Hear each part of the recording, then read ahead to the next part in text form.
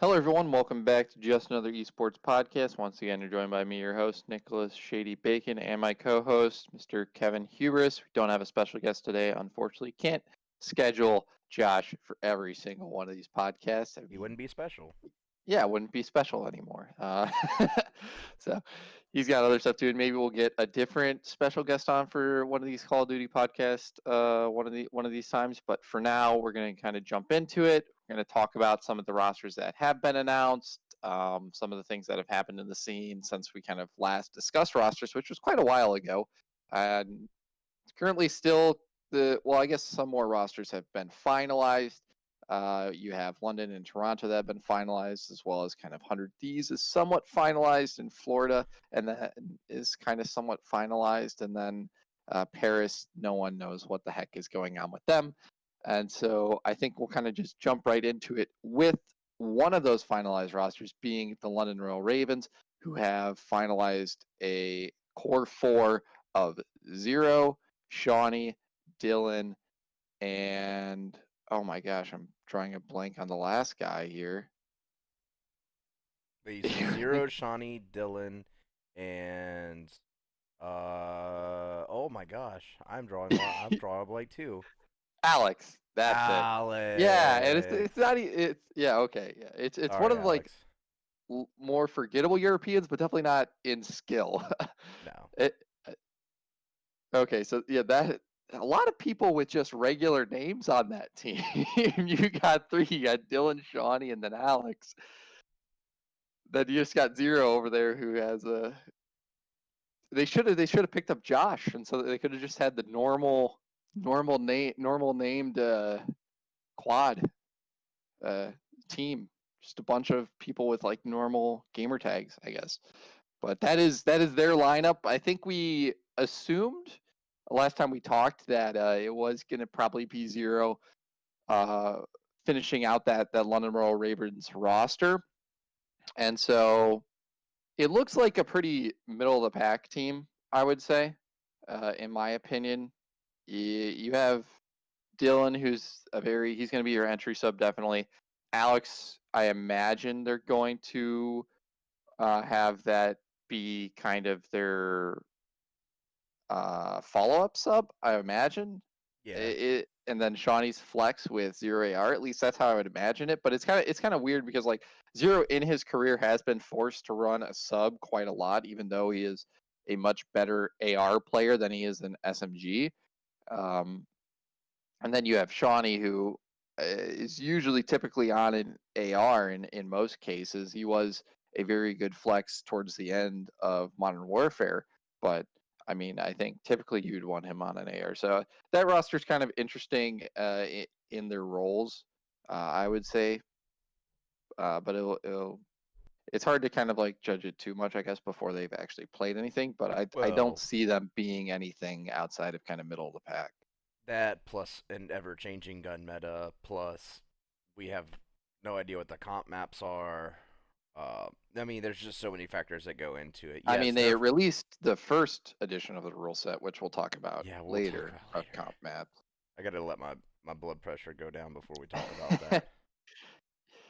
Yeah. So, do you have anything else kind of on that London Royal Ravens roster? So last time we talked about the London Royal Ravens, I gave them a big old fat F because they didn't even have a roster in before the game's release. This roster came out shortly after that video. Might have actually come out and then the video got released, which makes me look really dumb. But I promise you that I'm not, and I will bring it back by saying that yes, sometimes we get information and then the video gets posted and then stuff changes. It's Call of Duty news. It's pretty much the hottest thing. You guys follow Jake Lucky. You can see him go insane as far as Call of Duty news goes because it just comes in so fast. Um, so that was my sidebar. My main point with the London Royal Ravens roster is this is a significantly better roster than last year, in my opinion. I think that Weskins and Scraps, while they are phenomenal players, there's just too much going on there, and hopefully with Alex and well, Zero being like an official part of the roster now. Um, Hopefully things settle down and they can just go back to playing Call of Duty and use their fan base to support the brand. And I think that'll work really well for them. I still don't see this team being a dominant team, which is why I'm probably gonna give it like a C. But I mean, it's not a bad team by any means. And like I said, there's gonna be a lot of factors that go into who the most dominant team is come the season. Whenever the competitive rule settings have straightened up and the maps have been released, since we're supposed to get more maps on December 10th. Thank God. I'm tired of playing the same 8. Um, yeah, but I mean, it's gonna be a good season, and I'm looking forward to seeing the Ravens subvert my expectations. Yeah, no, it should be. I feel like there's a lot of teams where it's not like an overwhelmingly impressive roster, but that's kind of a good thing, I guess, is if you have a bunch of middle of the pack teams, then the competition is going to be really, really close and interesting throughout the entire season, which is nice. True. And then speaking of probably another middle of the pack team is the Toronto Ultra, who have finalized the roster of Cammy, Kleenex, Methods, and Bance. Um, I don't think this one was finalized when we last talked about rosters. I think the one player missing was Bance. I Vance, believe he yeah. wasn't confirmed yet, and so now he is confirmed in the lineup. And so you have Methods definitely going to be the main AR on that Yeah. team. Bance and Kleenex probably going to be kind of the entry subs, and then Cammy as flex, and that's actually a pretty decent lineup. I mean, Cammy is definitely a good player. Methods is definitely a solid main AR, and then Kleenex he did really well last year, and so I think it's just kind of up to Bance, but Bance is usually I think Bance is probably that entry sub with Kleenex following, or maybe they switch it up. Um, so I think they probably want Bance as an entry sub. I'm not too sure on that, but based on kind of like last year and his statistics, I would think Bance was probably you probably want him in the entry sub role, and then Kleenex as follow up. With the But with the current meta, Vance will be the only sub player on the team because there's only yeah, room for one speaking of submachine gun. subs, So, I think that this Toronto Ultra lineup is it's not surprising, um, no, but it's definitely not surprising because of all of the bad publicity that's been around them. It right, probably would be pretty difficult to get new players on the team, and I imagine these were kind of just forced contract renewals yeah. on all four of these players. I will say though that their 25K that was on yesterday as of recording, um, went pretty well. Their graphics seems pretty good. Their branding's better, and that's important. Um, as far as the roster goes, I this is a team that started to shock us at the end of the last season. They had a lot of success at the end, and if they can carry that momentum, then I mean, this could be one of the higher end teams. This could be a top 4, top 6 team maybe. Um, but I mean, if they start out the gates like they did last year, just trying to struggle to find an identity or anything like that, then I mean, who knows? So Yeah, it doesn't seem like they're going to have that same quote unquote identity crisis that a lot of people have given them right, because they only have one sub and insight from right, the Singularity roster. So which is a they only great got pickup. one player they can swap in and out. Yeah, it'll be a great pickup. It'll keep Bance and Kleenex on their toes. I don't foresee Cammy or Methods getting replaced because they're both superstars. Yeah, So Methods is more or less kind of the face of that yeah, that team. yeah, it would be like Seattle where they do a complete rebuild and at the center of it is Octane, or for Toronto at the center of it would be Methods. Uh, that is the Toronto Ultra roster. Kind of moving on to, Ooh, can I I do this one? guess, Can I do this one? yeah, sure, go for Because it. it is my new, well, it's not my new favorite team because they were my favorite team in the CWL, and fortunately things just didn't line up properly. But I mean, Hector Rodriguez unveiled his beautiful master plan to reacquire Optic Gaming, which I think was part of our last podcast. I'm not gonna get too much into that. We might have mentioned some rumors about it, Oh, but okay. Well, yeah. yeah, I So guess it's confirmed now. Yeah, Optic yeah, Chicago's a thing. in short, Hex reacquired the Optic brand name from the Optic Gaming LA spot, and so he sold that LA spot to Nadeshot. 100 So they now have Thieves, the LA Thieves, and they look and he then took so the Optic clean. Gaming brand name and put it with Chicago. So now it Yes. is Optic Chicago, and then we have the LA Thieves. And I really do like the LA Thieves branding. It's It looks very so cool. intelligent, kind of the way they did it. It's not kind of these as kind of Nade Shot worded it, and it was pretty good wording and pretty good reasoning, like cheesy logos where it doesn't represent the city too much; it just represents the team. And so I think that's something really cool that a lot of people in LA are going to be able to like identify with Right. and become like a fan of, if not the team, just maybe like the clothing. Yeah, only the And branding. like Absolutely. that's kind of what Nade Shot 100 Thieves is. It's an apparel brand that so happens to be involved Yeah, with in esports. esports. Well, I mean, their Call of Duty record speaks for itself. I mean, in their inaugural season in the CWL, well, not really their inaugural season because they had that weird thing with Aches, but we won't talk about that. That was all So, the way in BO3. no, that was World War II. World War II The was it? first time, the Oh, first time 100 Thieves entered Call of Duty was in Black Ops 3. that's funny. So Yep. anyway, So in there's they've only ever entered into Call of Duty in Treyarch games. oh man, that's not a premonition for anything. Hopefully they'll be here next year.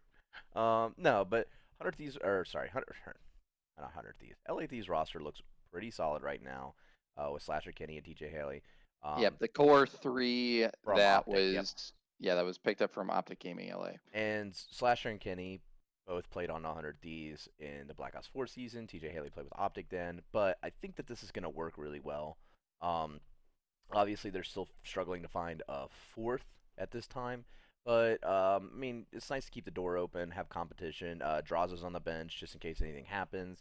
I think the favorite right now is Donnie Temp for that last Yeah, spot, which I'm kind of about. As long as him and Slasher can get along, I I think this yeah, could be a really solid team. I'm definitely with Donnie Temp getting on that team. I know before, and so I do want to bring this up. There was a huge discussion kind of a couple weeks ago on who would be the fourth for the LA Thieves roster, and there was a lot of discussion: would it be Enable or would it be Temp? And a lot of people were saying, "Oh, we would want Enable on that roster," and this was before Enable retired. So if Yeah. anyone didn't know, Enable retired from Spoiler professional alert. Call of Duty. He's going to focus on content. And I disagreed heavily with people that were saying Enable should be on that roster, simply because he is a main SMG player. And one of the things that they said kind of during the LA Thieves announcement was, "Oh, we're so happy to have Kenny on this roster because he's such a flexible player." Kenny is not a flexible player in my eyes. The first time you guys made a roster was with Kenny, and he could not play the role that you picked him up to play, True. and it caused you to literally get rid of Pharaoh. Rest in peace, Pharaoh. If Rep. anyone Rip. hasn't heard, Pharaoh unfortunately passed away about, I believe, 2 weeks ago. Um, Not from even when this a little bit podcast is going out, about a I believe. little bit over a week ago. Yeah, and so like Kenny couldn't play the SMG role in BO4, and so they picked up Priesta to play that and moved Kenny over to the Maddox. So like Kenny has proven that he is unable to sometimes play the roles that they expect him to be able to play. And Temp is a player that has proven time and time again that he can play whatever role he wants. He did it during the BO4 season. Right. He switched between an SMG and a Maddox, went to make his team more comfortable with like the roles that they wanted, and he still dominated. Absolutely. So I think Temp was a mile is going to be a miles better pickup than Enable in the end if they do Yep. pick up Temp. Well, not to mention that Temp does bring a ton of experience into an LIT's roster. That's kind of I mean, young. Enable brings a ton of experience too. He's been around a lot longer than Temp. But True. You're not wrong. But I mean, Enable can find a spot as an analyst, a coach. If Matt Haig wants to enable part of the LA Thieves team, which I'm sure that in some capacity he will be. Um, I right don't know, now, man. He was pretty on the Stay Attached podcast. No free shout outs. He, he was like, I don't want to be there telling TJ to freaking rotate. yeah, that's true. And I mean, like right now, he's probably totally happy with retirement. He likes the idea of creating content, and he's gonna go the way of Damon Barlow for a little bit. But I'm telling you, watch this team struggle a little bit. They say, "Hey, man, like free paycheck. You just gotta tell TJ to rotate," and all of a sudden, I think that Nate Shot brings in and cultivates talent, and he gives a really solid like environment and community for that.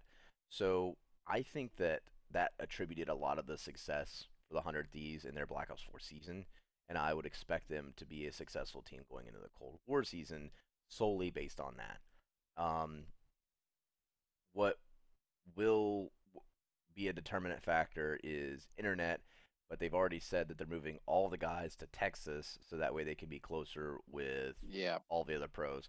Which, I think most of the pros are like in Texas. yes, like right now at this point, like Texas is the heart of Call of Duty esports, and I don't know how I feel about that. But I mean, to each their own. Yeah, I mean, it would be interesting if, like, because of COVID and all the pros moving to Texas, they decided to just move the league to Texas.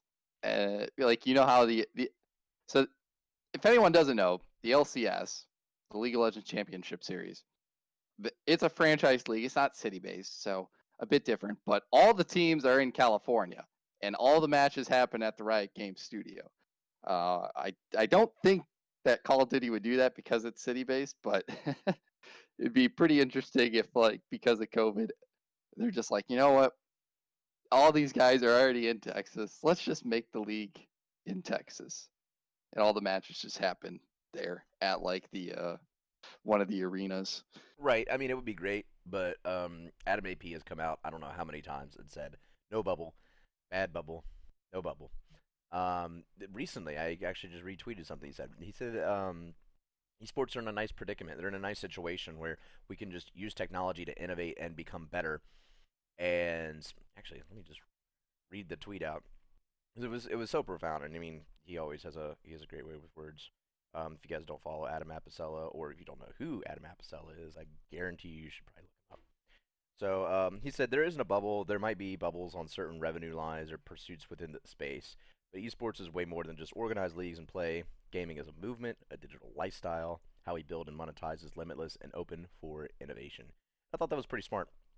Um, because he's 100% right. Why would we need to, spend millions of dollars on a bubble whenever the games have the capacity to be played online? And if all we need to do is ensure that we have incredibly dedicated servers, we put their players internally in bubbles, which is kind of what he was saying with like the hex quarters or like the any of these like um, gaming centers that are becoming really really popular. Um, they the players will be there. They can play with each other. They can all be on the same internet, and hopefully the internet there is solid because an esports organization would demand some of the best internet in the country. Um, so hopefully, um, that's the direction that we go. We put everybody in a workspace and we play online versus each other for the time being. Um, Fortunately, um, I don't know. I guess in U.S. news, there are some promising COVID vaccines coming out. So maybe near the end of the season, we might have champs and land. That would be awesome, but I wouldn't hold your breath. But I mean, Adam AP is right. I just don't think that a bubble is feasible. It's not cost effective, and it's not really necessary. Nick. Yeah, no, it definitely isn't necessary when games can be played online.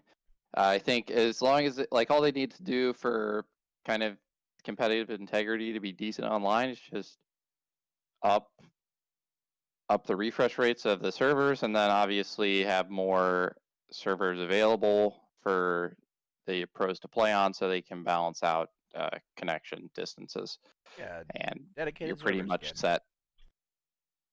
Yeah, there's not too much infrastructure you really need to build around it to make it competitive, in my eyes, at the very least. But Not to I mention, they're doing what I told them to do in the beginning, which was send out PCs to pros. You can put all the anti-cheat software you want on it. You can put all the stream software. You can have it 100% set up, ready to go. So all they have to do is click play on the game, and they can play. Which is what needs to happen because some of these pros, I don't know if you've heard their tweets, but they be wiling about computer stuff. Like it's so funny to read their tweets nowadays. yeah, I don't follow too many of the pros, mostly because a lot of the What? stuff they post is just really weird. Um, That's but Twitter, dog. I have heard about them having a lot of PC issues and not knowing how to do certain things with their computer, such as Open Task Manager, for instance. Shout out Zen. No, Yeah, I think that I like the direction that the league's going. I love the LA Thieves ad. I love Optic being back. I can't stress this enough. I love Optic being back in the hands of Hector. yeah. It's where it deserves. I hated Optic last year, and now it's like, all right, yeah, I now, think most people did. yeah, it was like, I mean, their branding was terrible. I think they had one funny tweet on Twitter, at which now it aged like milk because, um, because Hector reacquired Optic. Um, and it's just like it just makes sense now. Seems like the world's at peace. We have Optic Scump again, and I don't know. I love their roster too. I like a lot of these rosters. I think we're done with announcing rosters that are now finalized or mostly finalized in the case of LATs. Yeah, so the It's only the other roster that kind of has players relatively confirmed is the Florida Mutineers. They have Awakening, Caesar Skies, and Havoc. And then, unfortunately, with the passing of Pharaoh, they are down a man. And I've heard rumors that they're looking at Slacked, Slacked. but Yeah, I do not think he fits well into that core of players. So that would be a very poor pickup in my eyes. To be honest, I think people the likes of Fellow, ASIM would fit a lot better into that true. roster. And those are actually two players that New York has been scrimming with Right. because Hydra is kind of trapped in Europe Yes. currently, with potentially not being able to get to the U.S. for a decent amount of time because of COVID. Not that he has it, but because of, I believe, rising America numbers having it. in, yeah, right. I think France is also having a bit of an issue with their number of cases as well. So a lot of people are having difficult traveling, and I think Scraps actually is potentially confirmed a league spot, so that would have to be Paris, I would imagine, unless he's getting picked up by either New York or Florida because they can't get. I think it would make more sense for. I don't know. It's kind of. I guess it would make sense maybe for him to go to New York if they can't get Hydra, and he can get his. It was something along the lines of he's confirmed on a pro roster, as long as his visa goes through.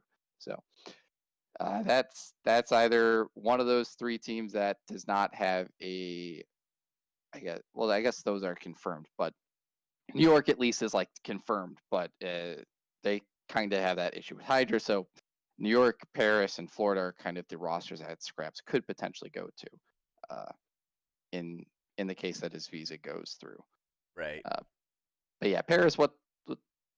Yeah, we no clue what's going on with them. They haven't announced anything. They haven't tweeted in like a month. So Yeah. What it seems like, what it appears to be, is that Paris is dead. yeah, I, Paris. what I imagined is that with LA Thieves coming into the scene, the precedence for moving league spots around has been set, and Paris will be moving to a new location. It's unfortunate because I love to see the European influence on the game. I love to entertain You the think there's European audience. spots been sold? I would imagine that if they can't find somebody in Paris to buy this team, um, they they probably have to sell their spot. They're not going to rebrand. If they were trying to keep the brand alive, they would probably have at least some sort of social media presence. And they just don't have anything. They're dead. It's a dead brand. It's a dead organization. They need to sell it and move on and tuck their tails. It's just obvious. It was so obvious whenever they were like, "We are willing to pay players the absolute minimum, and they have to be in Paris, and it has to be the absolute easiest possible thing." And they couldn't find it, which means that they probably weren't recruiting hard enough, which means that they probably don't have the budget for that. Which means they probably don't have the budget for a social media manager, which means they probably don't have the budget for anything, which means they should probably just go under and sell. It's just unfortunate, but the good news is that there are plenty of major esports organizations throughout the world that I'm sure will be interested in picking up the CDL spot. So what I imagine Yeah, is we're I know waiting on Rise would. Rise, United. Oh, gosh, I don't know the team that the organization that had a team that won CWL, the last CWL championship. They probably won an esport, another Call of Duty team, another Yeah, whack at it. which one would you rather have? I mean, so like I think everyone was saying, oh, Rise would be in Boston, which I would really like. I think That would be Boston's a cool. pretty cool city. I'm But biased. I'm super biased. where would E United be? Columbus, 100%. Why would it be in Columbus? Because the um, just because of the landscape, the people who are politically involved with the United, I mean, it and makes the who politically involved in E United. I like think mean, about like like Clarky Dan, for example. He's yeah, with Maryville, and he's an Ohio guy, and he has a lot of sway with the United. Think of some of their Maryville's not bedfellows. in Ohio though. Think of some of their bedfellows, though. I know Maryville's in Indiana, but you would be out of your mind to put a Call of Duty team in Indiana, Nick. I mean, Like yeah, there's nothing there. There's not even I mean, people there. it's obviously a good play to put a franchise If spot Corn in watched Columbus. if Corn watched Call of Duty, then yeah, it would be a great place to put a Call of Duty team, Nick. But we're not gonna put No, that's the Nebraska. CDL team. It's all the same. It's the Midwest. No, it Just makes sense. It makes perfect sense to put a Call of Duty franchise spot in Columbus. I just yes. don't know which.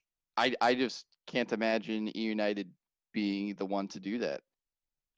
Well, I mean, they only have big connections with I don't know Esports Engine, located directly in Columbus, Ohio. They've had a long time running with Adam Apicella, who is a Columbus resident, or I at mean, it one would be point the was. easiest one to like sell tickets. I mean, you got Nationwide Arena that, Yep. or would they do it in Nationwide Arena? It doesn't matter where Uh, they would do it.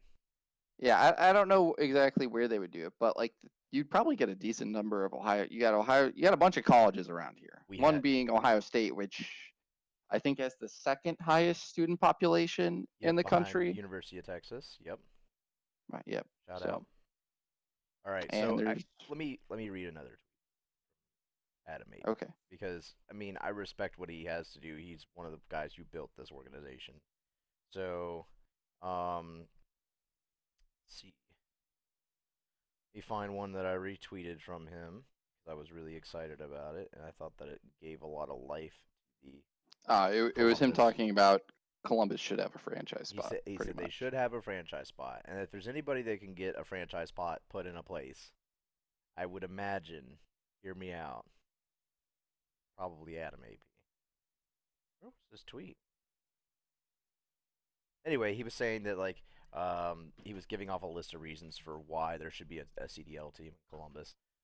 He's talking about like it's the heart of the organization. There was lots of pros that lived here. There's a huge fan base for it already.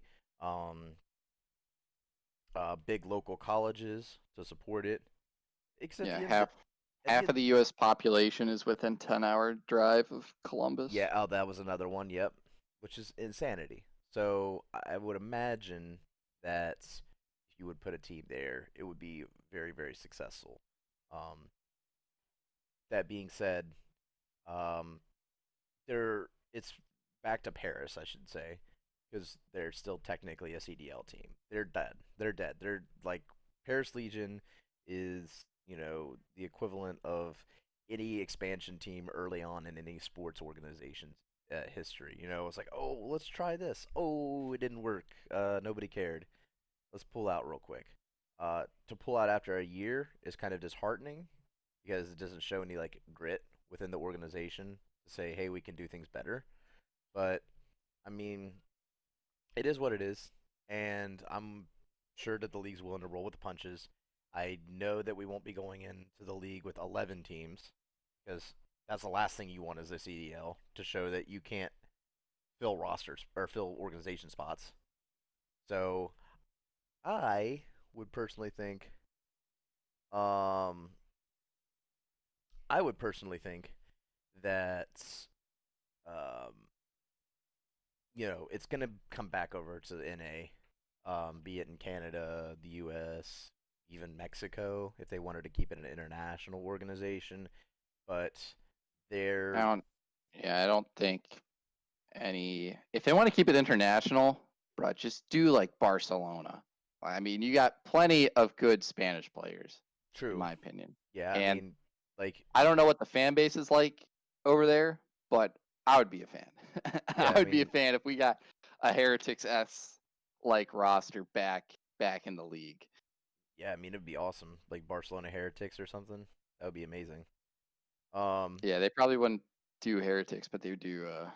I don't know what the brand would be, but yeah, some Barcelona or Madrid, something along those lines. yeah, no, that would be insanity. I would love to go to those. I would figure out how you get your little TO hookup and start Or doing. they could even do the two international places that I really want is Barcelona and Sydney, Australia. Yeah, I mean, sign me up. sign sign me up. Pack my bags. I'll be there. Um, let's see. What's next on the agenda, Nick?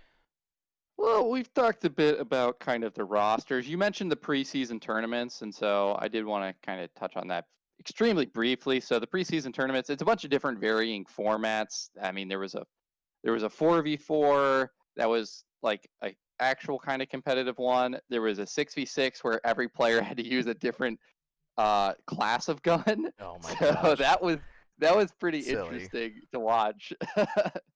So like for hard points, you had someone with a shotgun, someone with an LMG, a sniper, an AR attack rifle, and an SMG. Did I Yeah, mention did I mention SMG twice? I I can't don't. I remember, think but doesn't matter. that you basically get the gist of it. So that was pretty funny to watch. And then there was a dirty bomb one yesterday. I think the rule set for that was kind of weird. It would have been a lot better. I wish they could have done like a custom game of Dirty Bomb. I kind of really enjoy playing that game with some of my friends. If you have like a full four stack, I think it can be pretty enjoyable at times. But yeah, I think the preseason tournaments I can't draw too much from it because a lot of none of the teams or none of the rosters are really kind of fully are playing in them. It's kind of just a hodgepodge of different ones. I mean, in one of the tournaments, it was Arcity, Scump, Dashy, and Simp, which, good lord, that's that's a bit of a stacked lineup there. Um, but I think it's really cool that the CDL is kind of putting on all these the week of not the week of the launch of the new Call of Duty game, but kind of like right after that launch weekend to kind of keep, I guess, a bit of the momentum going from that release and just kind of give us something to watch since the off season can be pretty boring unless you're keeping your nose to the grindstone and hearing about all the different kind of rumors and craziness that is going on, or if you're listening to this podcast and you get it that way. Um, Even though we probably give you the news a bit later than maybe some of the other podcasts, such as the Best of Three podcast. Shout out, no free shout outs, but free shout Free out. shout out.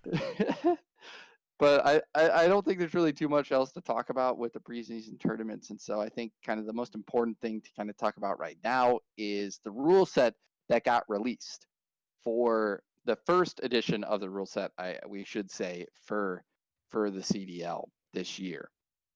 So we have 5 hardpoint maps, 5 S&D maps, and 3 control maps. The 5 hardpoint maps being Cartel, Checkmate, Crossroad, Garrison, and Moscow. Out of those, I am really not a big fan of Checkmate. I feel like it's incredibly difficult to kind of rotate on that map simply because there's so many long lines of sight and so many kind of cross map lines of sight that you can just get shot from too many locations, to be completely honest. It's pretty much a one lane map, in my opinion. And so you're kind of just constantly forced to kind of bash it out head to head. And there's not really any, so to say, intelligent play going on in that map, in my opinion. And so I really hope that one gets subbed out because so there are, I believe, 4 maps coming out in December. And I hope these are more or less the competitive maps because they've had a lot more time to make them. So I'm assuming these are probably the maps that Treyarch made, since I think probably some of these earlier iterations were probably maps that were already more so less finished before Treyarch took over the project, I'm thinking. And what I would have really liked to see too is because they are coming out with these maps at a later time, I really would have liked to see them have pros heavily involved in the map creation process because they're coming out at such a later date. And to have these like maps be the competitive maps because you have like the pros really helping the developers out with creating them and testing them out. But we'll have to see it, since I haven't heard anything from the pros or any leaks from the pros, and that being the case, I'm assuming it's not. But I think that would have been a really cool thing for Treyarch to do, and I think it would have really uh, been well received by pretty much everyone, since you still have these games which I think some pub players like, and then you would have kind of the comp maps that the pros would have really meshed well with. But what's your opinion, I guess, on these first 5 hardpoint maps? The only one I really have a big issue with is Checkmate. I'm not a big fan of Garrison either. I really don't like either of the maps, to be honest, when I played them. Garrison, I think, is a little bit better than Checkmate as a hardpoint map, and then Fair. Crossroads is pretty small, which isn't a bad thing. I think the one thing is like spawns can be a little bit difficult to maintain on that map, so it's going to be a lot more contested, I think, Yeah. than some of the other ones. Um, I will say that out of all the map modes and lists, the only one that I have not scrimmed consistently with the team has been Cartel. That is a way out of left field. Like, what? That's gonna Really, be even for hardpoint. not even for hardpoint. We said this is a joke of a map. The bushes are stupid. We're not Well, gonna that's play the it. only map. That's the only If this map is gonna be part of the hardpoint rotation list, we're just gonna ban it every time. Like, plain and simple. I don't want to play it. I don't want to play it. I hate the bushes. I think they're stupid. I don't like the aim assist on any of it. It's too big of a map for 4v4. It's too big of a map for 6v6. The fact that you can play 10v10 on it is 12v12. or sorry, 12v12 on it is insanity in my eyes. So, no. No, no, no, no, no. What are you doing? Like, this isn't even the worst thing on this. This competitive settings version 1.0 needs to go. Yeah, so you probably want to see cartel removed. You want to see cartel removed from 100% hardpoint. cartel removed. I'm fine with checkmate. I don't like checkmate, but there's only 8 maps. And the hardpoint rotation, you've got to allow you got to allow 2 bans, and then you have to allow some sort of Yeah, flexibility they're for adding 2 4 maps. though. So like Yeah, ideally, if the 4 maps they add are good, like yeah. Then we can see maybe checkmate go away for hardpoint, and and Cartel go to 100% go away from Hardpoint. Honestly, like the only one Garrison's you probably fine. want to, the only one you probably want to keep in there if like the 4 maps are good is Moscow, I like right? Crossroads. I like Crossroads better than Moscow, honestly. Moscow has that weird money hill on P2, and I'm not a The fan. rotations on Moscow are pretty weird too, Yeah. and the back area, well, at least one of the back areas is Most of the back areas. so deep, and Yeah. it's kind of weird because like even though it goes like so deep, there's like branches in the deep areas that you can go even deeper. So, uh, kind of a Yeah. what's the word I'm looking for? No, I think that like if we see four really good comp maps, I doubt it, but if we see four really good comp maps come out and on December 10th, that would be great. And then we sprinkle them in this lineup. We get rid of some of these. For Hardpoint, it would be for me it would probably be Cartel and Checkmate. Um, I'm fine with Crossroads. I'm fine with Garrison. I'm fine with Moscow. Realistically, I mean they're all not the best, but it's also 4v4 and everything plays okay. So the search and destroy list, I don't know if you went over that. Nope, I have Um, not gone over that. so search and destroy list currently is Checkmate, Crossroads, Garrison, Miami, and Moscow. And honestly, I'm fine with all of these. Keep them. I think Search plays really well in this game. I like the bigger maps for Search. Allows for some crazy plays to happen, and I've been thoroughly entertained with Search and Destroy in this like Call of Duty. I think this is going to be like the money entertainment. Is to Search and Destroy in this game. Yeah, I haven't played any S&D yet this game. I've only watched a bit, so I can't really form too much of a good opinion. I noticed they moved some of the bomb sites around on Moscow. The one is very Yes. interesting. I think it's kind of another St. Petrograd situation where the bomb site's super close to where one of the teams spawns.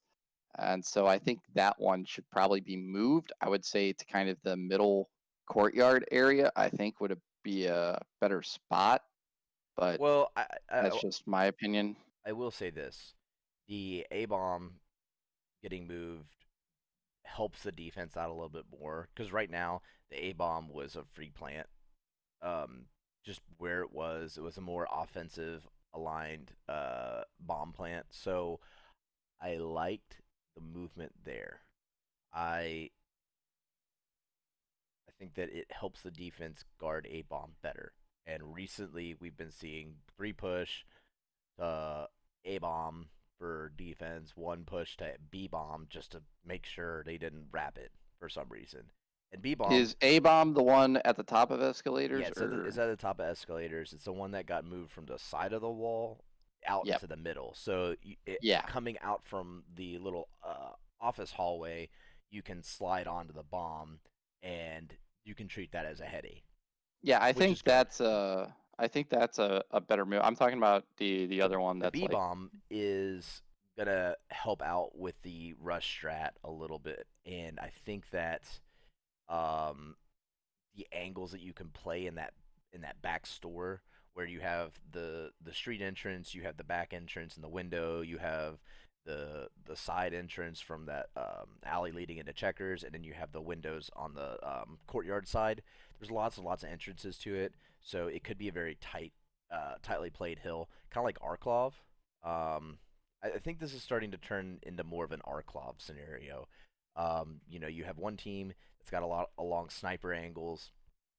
Um, on A bomb, there's some weird spots that you can sit in on the balcony, on looking over A dom.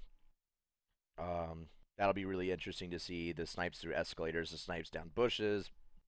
So looking it'll be at the exciting. map and actually thinking about Moscow, I think offense and defense should flip spawns, and instead one of the bombs should be outside of escalators, like directly, To like like, if you were to go directly through the wall at the yeah, top of escalators, it should be directly to the right there, and then one could be in like the bar area, kind of near that be bar area, not interesting. not at the bar, but like that Yeah, that kind of big square. I feel like or in the middle courtyard somewhere. I still feel like one could probably, or near the mid street.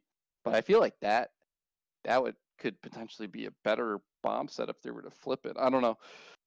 I do like the idea of changing bomb sites though.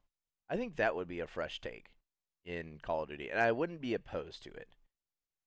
Where there's more than two no, bomb like let's sites. say we go through like part of the season, and then the devs say, "All right, we don't really like how Search and Destroy is being played on this map. Let's just change it up."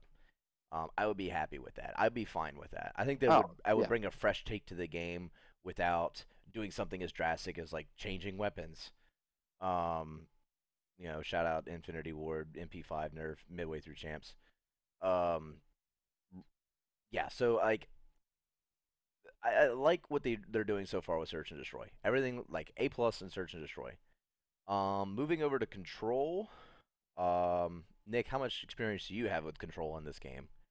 I've played it a bit, but that's only been in 6v6, and I think the issue with control stems in 4v4 where you do not have enough time to really capture the control point. Absolutely. I watched a bit of control. I watched like T play with Nameless during one of the preseason tournaments, and it was on Miami.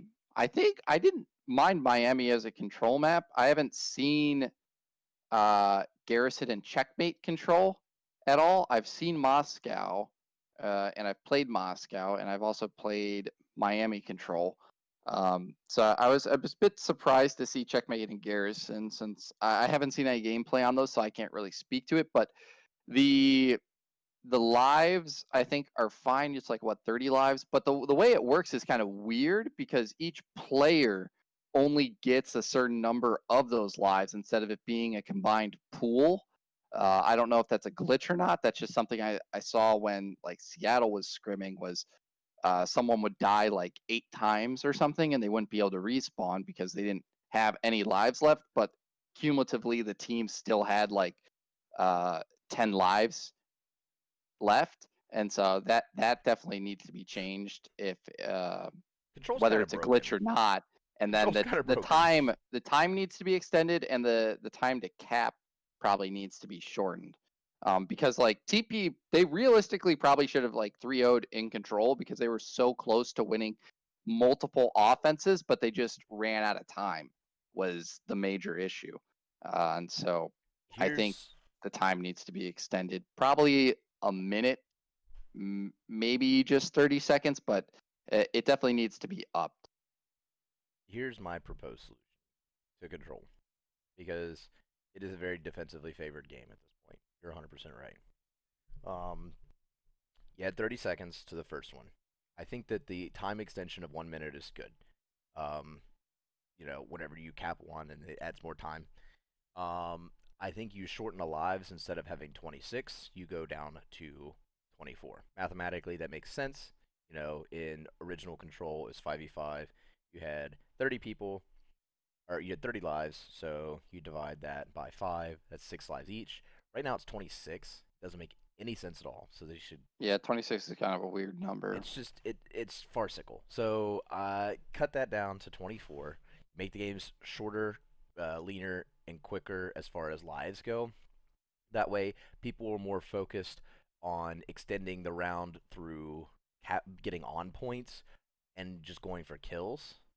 I think that'll be a little bit more fast paced and it will kind of open things up a little bit more. And that'll allow a lot of these maps I that think if are you bigger to lower the feel live smaller. count, I think if you lower the live count, it's going to make people want to play slower because it means their live means more. Yeah, but it also is a shorter time for the attacking team to be aggressive, is what I'm saying. You're wanting to leverage things in the favor of the attacking team, and if the attacking team has more time to capture a point, I they don't think I necessarily think have it to go needs to directly at be a point. yeah, I think it needs to be well, it should favor the defensive team, but it shouldn't be as lopsided as it is now. It should be like Right. you if you're on defense, you have a 55% chance of winning, Like and your if you're on your offense, job you have a on 45 your job pretty on much. defense and control is to make sure that neither of the teams or neither of the or sorry, both of the control points don't get captured. You can let one I get think also captured. for overtime they need to do away with how overtime is done now, and they just need to have a singular central point that you fight over. And whoever like either caps it, whoever has the highest percent time in it by the time. Well, I guess you have a live count, so um, but yeah, I Yeah, I think it would be kind of overtime should be interesting. a central point. I think it would be interesting. Yeah, because the- one way or the other, no matter how you split it, maps and the like are going to influence whether or not a team is more offensively or defensively minded. And if they see a lot of these controls go to the game five, then yeah, I think that the game five should just get changed completely. It doesn't seem fair to be like, oh yeah, well this team won on defense, and this team won on defense, and then this team won on defense, and this team won on defense. I wonder who's gonna win the game five, Yeah, right? It's boring, right? And it'll come down to like more heavily influenced on pick and bans, which should not be an influential part of competitive COD. Realistically, everybody should be good at every map. Everybody should be able to play every map and have some semblance of how to play it. yeah. So a lot of things need to be changed for kind of control to work in this 4v4 setting and without specialists, Right. because that was a point I think Looney brought up that really I was like, yeah, yeah, I can see like how specialists kind of really did make control uh the I wouldn't say sensation, but as fun to watch as it was in BO4, and why I think it played pretty darn well was because you had the specialist abilities that you could use to kind of break setups that maybe you weren't favored in breaking. And so there is a little bit of a call from the pros to make it CTF instead. We'll have to see if that is something that happens. CTF isn't even in the game right now, Right. so I mean, probably a little bit ways away from that. I think If it's we still did have CTF though, what maps would you want? I think Moscow would be for sure. I think CTF would play pretty darn well there, and Miami would also be pretty fun CTF. I think actually Crossroads would probably the most be fun map for CTF CTF. in my mind would be Armada Strike.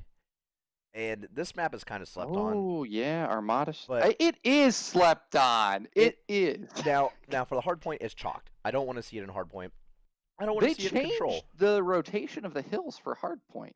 Yeah, but it's still It's not good. weird now. There's It's not like good. one under the ship, like There's in the water. yeah, there's always been one in the water.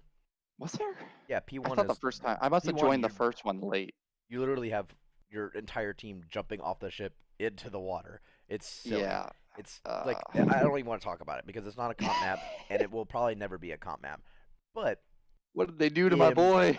in Search and Destroy, I will agree it can be fun, but I think that the movement um is too liberal. I think that you're able to do too much with movement on the map with repelling and the kind of like the three-tiered system, like with the ramps that go all over the place. And there's even little spots where I think Illy hit it, where he got on top of the lifeboats and then he was able Oh, to mantle on. Shotzi. Oh, Shotzi, yeah, Shotzi was on top of the lifeboats, jumped down, and then mantled into the window. That's So cool. which is cool. And I think that would be fine in Search and Destroy. But I don't want people to get really good at that and then play Hardpoint like that and break it from an angle that you're not really supposed to be breaking things from. Because it changes the flow of the map. Capture the Flag would fit great on Armada Strike because of how liberal the movement is. And you need Yeah, that in Capture the Flag. you probably just put the flag in front of both of kind of the upper deck areas. Uh, No, that's a y- little. you'd you'd have to put the flag there because you'd want the team to spawn. You want the team to spawn in the back, right? I feel like that's probably the spot to do it because you can have someone in the window looking over the flag pretty much at all times, and if you kill him, then you push to get the flag, and then you skedaddle out while they spawn in the I back. think that you put them inside the little building areas, and then you allow the repels to sort of just do their thing. Because there's 4 repels. I don't know if you knew that. There are 4 spots on the Um, submarine where you can rappel. There's 2 on either side of the sail, which is that yeah, and then big part in the there's middle, and oh there's yeah, and 2 there's on there the one at oh, at I each end. forgot about that So one. that would be a little bit harder. Now, I will say that Yeah, it'll be hard for flag players to swim just because you're literally out there, and the way that shooting works through water is kind of broken. I feel like for Armada Strike, they've changed the map enough where I feel like they should realistically just get rid of the submarine, just have it go underwater, and just have that water be depth. No, I like the submarine on it. I think it's cool. I think that it adds that 3D layer, but this is not a comp map anyway. Like I don't think that CTF is going to get added to the game, although I think it would be fun on maps like Armada. It's just it doesn't fit anywhere else. It sort of fit in Search and Destroy, but we already have 5 maps. Like I'm fine with Checkmate. I'm fine with Crossroads. I'm fine with Garrison. I'm fine with Miami, and I'm fine with Moscow. All of those play Search really well now that Moscow's bombs got moved. Um, Garrison is the only one that I would like to see off that. But for Control, eh, it's gonna be a mess until they change the rule set. Yeah. Um, so yeah. So aside from maps and modes, because I do want to wrap this up here soon. Um, some of the restricted items currently in the first cut on CDL's website. Um, I'll just Yeah, so I'll just go excuse me, ahead. choking a bit here. Uh, I'll go over the restricted items really quickly. you sure you don't want me For to do it? I got it, I got it. For secondary weapons, all the shotguns, obviously, all the launchers, obviously, and then special, you have your grenade launcher. That's also restricted. As for primary weapons, all the LMGs are banned as per usual, even though I don't think the LMGs in this game are really all that powerful, to be honest. So they probably really realistically could enable them in competitive, and no one would honestly use them. I mean, when they did the 6v6 thing, people that had LMGs honestly didn't do all that great against people that were running SMGs and ARs. So I can't see the LMGs honestly being all too viable. But surprisingly, none of the TAC rifles are banned. And that is definitely the best category of weapon in the game currently by a mile. Even after, I think, the nerfs, the M16 and the AUG still, I believe, one burst. Maybe the M16 doesn't, but the AUG certainly does still one burst Yeah, they at a both one decent burst. number of ranges. Yeah, it's some of the highest ranges in the game. Yeah, the nerf was not enough. I played with them extensively yesterday in pubs because you kind of have to, since everybody either runs sniper rifles or burst rifles and Yeah, hides. I'm And running with the Milano. It's a hard yeah, I time. was about to say that sounds like hell. Um, so yeah, the fact that the primary weapons we didn't see the Pellington get banned from comp, which is kind of surprising, and I think the M82 should, The sniper? yeah, the Pellington, because of like how fast it scopes in and all of that, it just doesn't feel like a Uh, competitive sniper. The Tundra is acceptable for now, but sniping is kind of broken in this game, and yeah, we've seen a couple of pros talk about that. One being oh yeah, Crim6. He got the sniper community into a fizzy, and so I, yeah, I agree with his changes. Though I think it was gosh, I can't even remember what he called for. It was like uh no aim assist, I think, or it was like no aim assist or flinch with a faster ADS time or something like that. I think realistically, the only like another thing you could do to the snipers is just increase the sprint to fire time.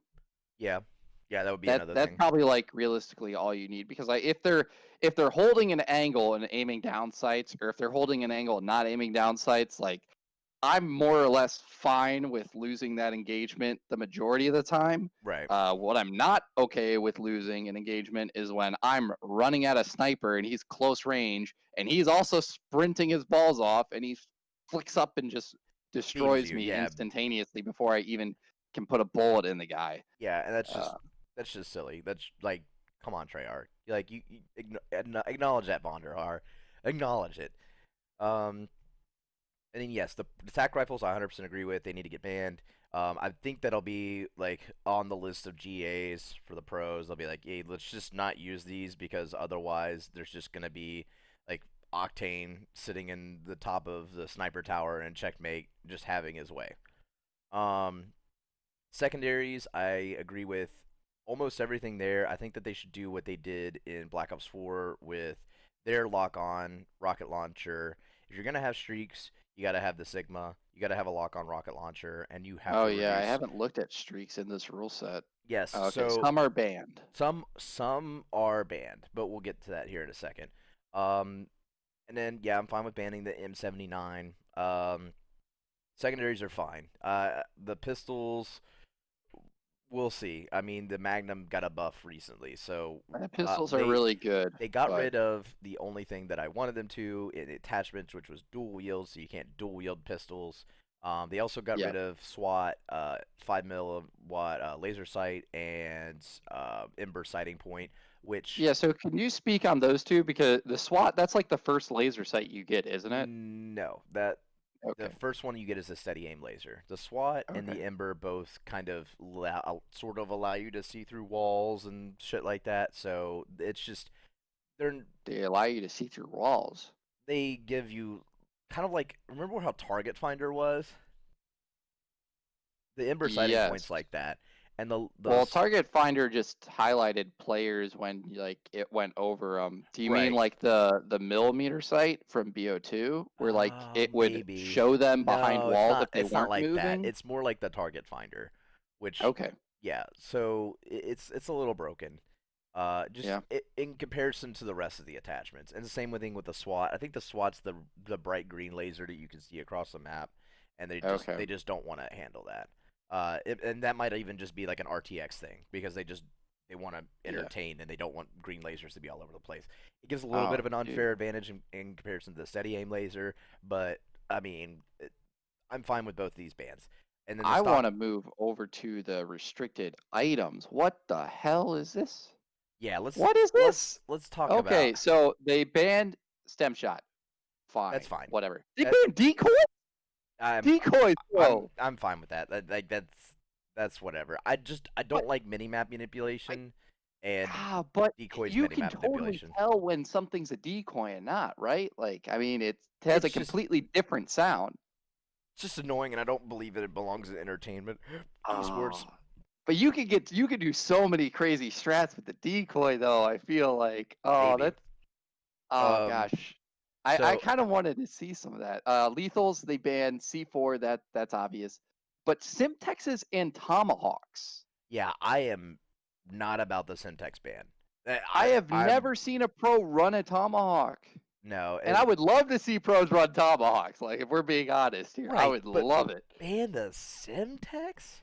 They banned Simtexes and tomahawks. I What? don't. I'm losing full thinking that they banned Simtex. Like that's a critical part of the COD esports scene I is mean, a everyone Simtex. runs Simtexes You run because it Simtex and detonates Hardpoint. faster than a frag. You only ever run frags in S&D, It's S really. and D. Yeah, exactly. You know, you say, hey, look, the Simtex has a shorter fuse time and it sticks, so they can't throw it back at you. It's exactly what you want in a grenade. You want something that will blow up faster. Yeah, frags are literally Yeah, just they're an they're an item used explicitly for COD timing. You know that is exactly where they'll be wild. at. You know exactly where they'll be at. You know exactly how long to cook the nade, and then you throw the nade there. And if they didn't go that way, then your nade's dead. But you know that they didn't go that way. Um, Yeah, Field upgrades, they banned proximity mine, field mic, and gas mic. A gas yeah, mine. I'm fine with all that. Field mic yeah. definitely need to get banned. Proximity mine silly. Gas mine silly. That leaves Sam I turret. think I think they should have gotten rid of the ammo cache too. I don't Yeah, know. I feel like that's probably one of the most pointless field upgrades. I like that they kept jammer and they kept trophy. Like jammer's annoying, but you have a perk that can counter at least the radar issue, and then it also jams equipment from working. So that'd be your trophy system. Which I think there's a lot of cool metagame that can go on with having jammer Right. and trophies being enabled in field upgrades, and then with some of the perks that they do have in the game. No, I think that Jammer will be fine. I don't really like that it manipulates the mini map like that, but it kind of it is what it is, right? I Yeah, think I'm okay with it. It seems decently powerful enough to be competitive. The ammo packs, I'm fine with. Honestly, it's whatever. And then, um, let's see. Um, perks, yeah. So let's go to perks. Another thing that perks, paranoia, forward intel, and tracker. I don't even know what forward intel does. Does I think it just shows you where people are spawning. yeah, it's one of the mini-map manipulation ones, which is funny that they would bring up all of these and they would not bring up assassin, which is another mini-map manipulator. Why? Why isn't assassin not on this list? Uh, Yeah, I don't Engineer, know which too. Like allows you to see through things. I mean, engine. I feel like engineer should be something enabled. Right now with trophies and radar jammers and all that stuff, yeah, let's just let engineer be a thing. First of all, Yeah, like, it 100% should be a thing with trophies and rate with jammers. Jammers especially. Like you're not going to be able to get a jammer usually unless you like have uh engineer running. Like it's a lot harder to find them. right? Um, yeah. So like, I'm really not sure the direction that they're going with this. Um, but yeah, I mean, the perks, at least assassin should get added, and then I think there was a couple in the perk 3 that I just was not happy about. Uh, I've I think only gung ever ho ran was iffy. yeah, gung ho is one of them. You have Ninja, ghost, ninja, and cold cold blooded. blooded, and you don't need cold blooded or ghost in a meta where yet again, spy planes, guided Oh, spy planes are banned. okay. Well, it's kind of transitioning to a GA real quick. Why in the mother flippin' hell is thermals banned? Like the whole reason we had thermals banned in like MW is they were like OP or something, but cold blood didn't work on them. Cold blooded works on thermals in this game. Why are you banned? Because you're banning, you're GAing thermals. You are limiting your team on the number of smokes they can run. It's just so stupid. You have the counterplay here. Right, You can run, you don't need a limit on the number of smokes your team can run if you enable thermals because you have freaking cold blooded. You have these trade offs. Freaking use them. Like, it's so right, stupid. Oh, it's so, and they're like, oh, but if you do this, you can't run ninja. Yeah, that's a trade off. Like, if freaking understand cause and effect, pros and cons of what you run on your class, you fucking idiots. uh, Like, and then I think going to wild cards, I think all wild cards should be banned. I think they should all be oh, banned. whoa. So They I enable, they don't allow like. you to manipulate your classes in ways that too many it's going to cause too many issues. So I think with wild cards, you have danger close banned, and then so you have perk greed still around, you have gunfighter still around, and lawbreaker. Lawbreaker inherently has the one thing that has been super banned, never been allowed in comp ever, which is overkill.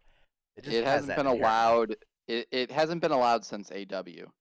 which a long time ago at Yeah, this point in the COD world. In the grand scheme of esports, AW was a long time ago. So with Lawbreaker being a thing, according to the CDL, you're now saying, okay, Overkill's now a thing. Danger Close, I'm fine with banning. Please, actually. yeah. This Like, this is I'm why I think like you should just ban all of the wild cards. Just ban the whole category. Gunfighter feels fine. I think that Gunfighter allows um, players to get punished on It movement feels enabled by like perk greed. So, and then perk greed is also good for the sub players. You don't really need a bunch of attachments on their MP5. I'm fine with it. so instead just have perk greed and gunfighter I as the think so. two wild cards. I think so. I think that Lawbreaker just doesn't exist, but I think perk greed and gunfighter fit well Okay. against each other. Yeah. And No, I could see that. So you I'd like be fine with Lawbreaker too if If it didn't Lawbreaker have the didn't have overkill. overkill. If you said, hey, look, you could just change whatever perks you want. Hell, if you want to run two secondaries, by all means, run two pistols. I don't care, but don't run two primaries. That's all I want. I don't want you to run around and Yeah, have I don't think they can do that because that really like hard nerfs. I think that wild card. right. Well, So they're I think I trying to though. Before this happened, Perk Greed was going to get banned by the pro scene, and Lawbreaker was going to get unbanned, but you were but not allowed to no use the overkill. overkill. So that way Yeah, you could run like Flak Jacket and Assassin, or sorry, not Assassin. You could run Flak Jacket, Attack Mask, and Ninja. And yeah, that was what all right. Here you go. Like here's the stuff that you really want. You don't really care about having Scavenger on your perk too. Um, yeah. so that Yeah, I think that would be a good way of doing. Just have the two wild cards, have Danger Close and Lawbreaker banned, mhm. and then allow frickin' un-GA thermals and allow people to take as many frickin' smokes as they want Right. because they're not gonna use 4 smokes if people have thermals. Like, ah, Well, yeah, I gosh, mean, dude. thermals are GA right now. The GA list is crazy right now. I mean, you had to follow everything from COD Twitter in order to decipher what the hell is going on. Or you could just look at Clayster's leaks. Or you can look at Glacier. Okay. Score streaks that are banned currently: combat bow, spy plane, counter spy plane, care package, sentry turret, and air patrol. So the reason why I'm this is surprised Air Patrol's banned. I am too, but what's even more surprising is that both Oh, Napalm's CMG, in? CMG, and Game Battles (GBs), both of those are UMG. UMG and GBs both have banned score streaks entirely during wager matches. So Yeah. ladder wagers, anything like that, score I streaks are mean, banned. which And ones like could you even have that are like pretty much the only it's competitive ones is like the Predator missile and then the artillery. artillery. And the Because problem you're not going is, to allow napalm because it has. Oh wait, mollies aren't banned. What the heck? I just realized that so Molotovs aren't banned. yeah, that's an, Obviously GA, but they aren't well, banned. fire's not as OP as it used to be. Yeah, it So, is not. You can pretty like much. I've ran through you like a can run full through streak of fire. napalm and survived. Yep, It it's just does a very small amount of damage, like 10 or 20. yeah, it's nothing crazy right now, which is fine. I mean, it doesn't lock down a lane. It just like it will just shred up a lane if they're there. But I don't think that napalm will be a thing. Um, I think that um, score streaks just in general need to get changed. It's not fun. Like pubs suck whenever it Have becomes that you last tested minute. out? Have you tested it out in custom games where you can change the score streak values?